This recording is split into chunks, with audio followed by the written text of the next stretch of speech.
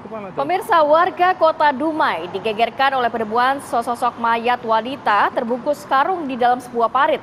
Pelaku pembunuhan tak lain adalah suaminya sendiri dibantu kedua anaknya yang masih di bawah umur. Korban berusia 41 tahun, warga Gurun Panjang, Kota Dumai, Riau. Jasad korban yang terbungkus karung diduga ini sudah 3 hari berada di dalam parit.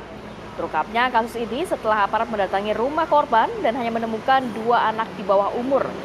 Dari hasil penyelidikan pihak kepolisian, kedua anak tersebut mengakui bersama sang ayah ikut serta membunuh ibunya dengan cara memukul kepala korban. Kasus pembunuhan ini dilatar belakangi sakit hati dan juga dendam suami terhadap istrinya karena sering dipaksa untuk berjualan, termasuk alasan kedua anaknya yang dilarang korban untuk sekolah. Baik, kita akan berbincang dengan AKP Bayu Ramadan Effendi, Kasat Reskrim Polres Dumai. Selamat pagi Pak Kasat. Selamat pagi. Assalamualaikum. Selamat pagi Mbak Rati, waalaikumsalam. Baik, Pak Kasat, soal motif dari para pelaku ya, benarkah karena tidak diperkenankan salah satunya sekolah dan juga diminta untuk berjualan? Sebenarnya yang diakui oleh si tersangka ini seperti apa? Benar Pak, seperti yang diketahui, memang korban melarang anak-anak untuk sekolah, juga dipaksa untuk bekerja, dan ini berlangsung kurang lebih selama 1,5 tahun.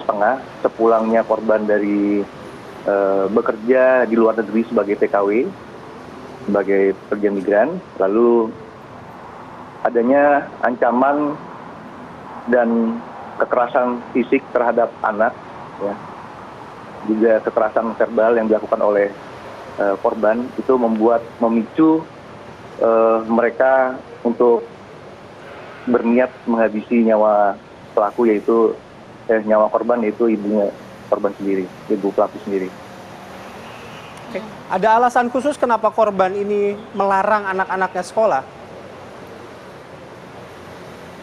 Ya, untuk alasan khusus itu tidak ada ya. Memang terkenal di lingkungan itu ibunya selalu memberikan tekanan-tekanan terhadap anak maupun suami korban, yaitu pelaku sendiri, dan di lingkungan sudah mengetahui itu gitu. Jadi sudah tidak, kami pada saat interogasi ke lingkungan sekitar memang sudah mengetahui di keluarga ini sering cekcok seperti itu, Pak.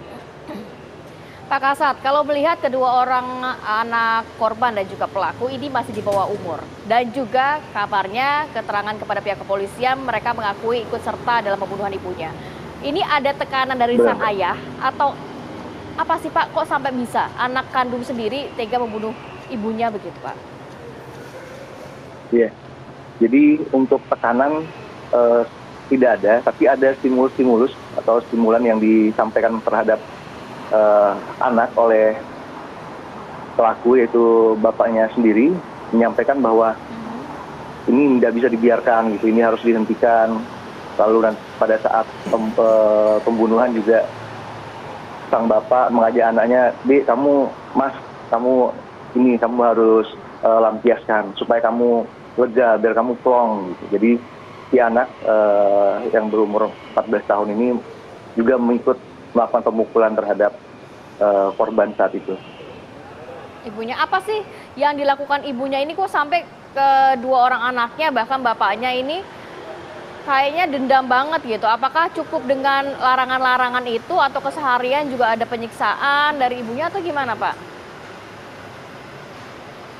Dari keterangan pelaku, yaitu anak yang berhadapan dengan hukum, yang perempuan yang berumur 12 tahun, kami mendapati kesaksian bahwa sering terjadi kekerasan fisik terhadap anak, juga mengancam menggunakan senjata tajam. Anaknya juga beberapa kali disulut api tangannya seperti itu, dan itu membuat dendam anak itu terhadap korban, ibu pelaku sendiri. Sudah berapa lama si pelaku ini merencanakan untuk membunuh korban, Pak? Kalau untuk omongan-omongan itu sudah bulanan ya, sudah ada omongan, tapi hanya omongan-omongan. Namun untuk pada hari H itu, pada hari kejadian itu, direncanakan mulai dari maghrib hari sebelumnya. Gitu. Baik. Pasal apa Pak yang akan dikenakan nantinya?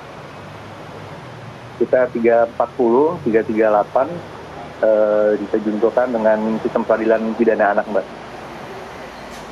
Baik. Terima kasih banyak AKP Bayu. Terima kasih. Sudah berbagi informasi dan waktunya pada pagi hari ini. Sehat selalu. Assalamualaikum. Waalaikumsalam, Mbak.